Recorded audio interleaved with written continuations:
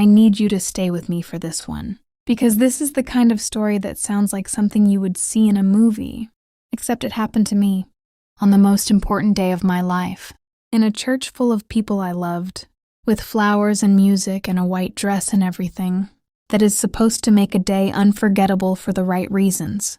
It became unforgettable for a very different reason. My name is Vivian, and on my wedding day, 30 minutes before, I walked down the aisle. My husband's identical twin brother pulled me into a side room and told me something that stopped my heart completely. Let me take you back to the beginning, because to understand what happened in that side room, you need to understand the three of us. I met Marcus at a work conference 4 years ago.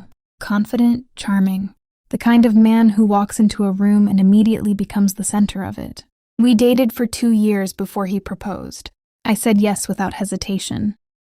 What I did not know, what nobody had told me in 4 years, was that Marcus had an identical twin brother named Ethan, not because twins are a secret, but because Marcus and Ethan had been estranged for 3 years before I came into the picture. A falling out so complete and so painful that Marcus had simply removed Ethan from his life, from his stories, from his existence as far as I was concerned.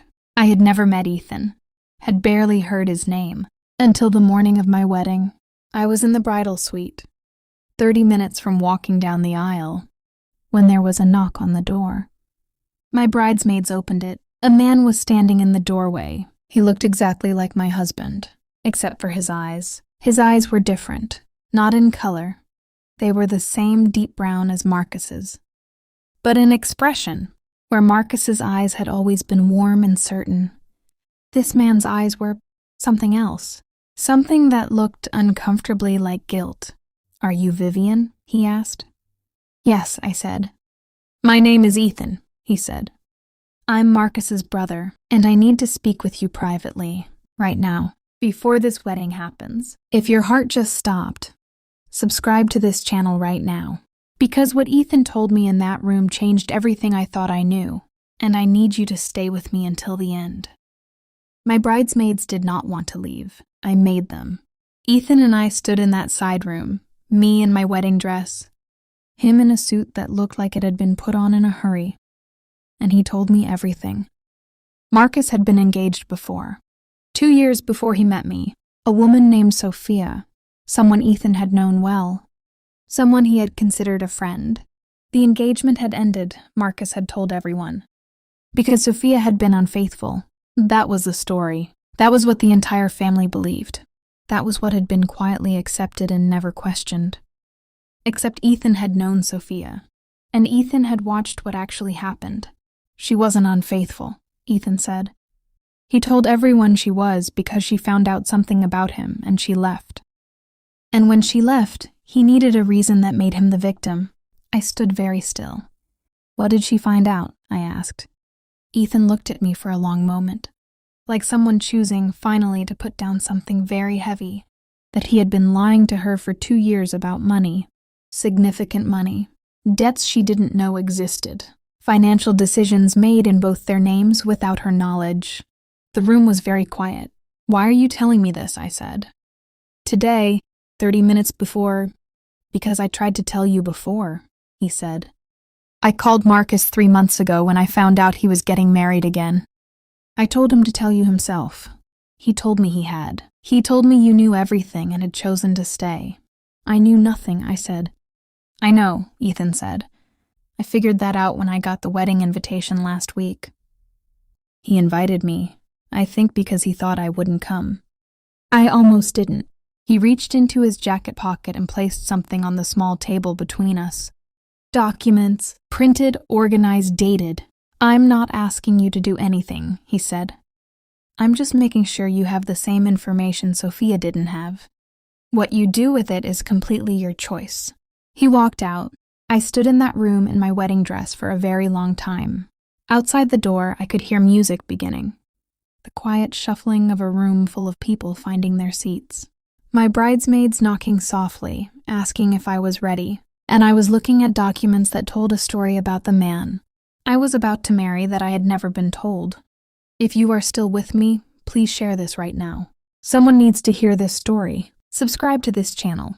Because what I decided in that room, alone, in a wedding dress, with 15 minutes left, and is something I have never told anyone completely until today. I picked up the documents. I read every page. It took 11 minutes. Then I put them down, straightened my dress, opened the door. My bridesmaids looked at me with the particular anxiety of people who sense something is wrong but don't know what to do with that feeling. "Are you ready?" my maid of honor asked. "Yes," I said. "But I need 5 minutes with Marcus first, alone. Can you tell him to come here?" She hesitated, then nodded. Marcus came to that room 2 minutes later. He looked handsome and nervous in the way grooms are supposed to look. Nervous, excitement masquerading as anxiety. He smiled when he saw me. "You look—" "Ethan was here," I said. The smile disappeared. What followed was the most honest conversation Marcus and I had ever had, compressed into 8 minutes in a side room while a church full of people waited. He did not deny anything, and I think, when the moment of reckoning finally arrives, most people stop performing. He confirmed everything. The debts, Sophia, the lie he had told his family, the reason he had not told me. "I was going to tell you," he said. "After the wedding, when we were settled, I didn't want it to change things. It changes things now," I said. He looked at me, and in his eyes, underneath the charm, underneath the confidence, I saw something I recognized, something that had been there all along and that I had, perhaps, chosen not to look at directly. Fear.